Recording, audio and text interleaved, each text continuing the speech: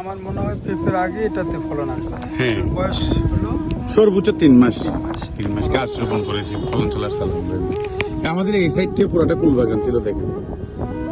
সব কেটে হ্যাঁ, সব কেটে হচ্ছে হাই ভ্যালু ক্রপ। কৃষিতে আপনি যদি আধুনিকভাবে যদি নাগাতে না পারেন তাহলে কখনো স্বাবলম্বী হতে পারবেন না ভাই। আসসালামু আলাইকুম ভাই, আপনারা যারা বলেন যে কখন ফল আসবে, দেখেন ভাই অনেকের প্রশ্ন থাকে যে একটা গাছে কয়টা ফল আসে। গাছটা এখনো জাংলাতে উঠে নাই বা মাচাতে উঠে নাই। এই যে দেখেন, এই একটা গাছ আপনাদেরকে দেখাচ্ছি। এই যে দেখেন, আমাদের হয়তো 12 মাসি জাতটা এটা, ঠিক আছে? এই যে দেখেন, দেখেন এই যে এইখানে একটা গাছ দেখেন, গাছটা কোনো মাচা পাইলেও না, কিছু পাইলেও না। রোপণ করেছি মাত্র 3 মাস, এখনো আমি মাচা দিই নাই। এই অবস্থা, মাশাআল্লাহ। এই হচ্ছে আমাদের জাতের বৈশিষ্ট্য ভাই। অনেকের প্রশ্ন থাকে গাছ রোপণ করছি বট গাছের মতো হয়ে গেছে, হাজার হাজার ফুল, কোনো ফল নাই।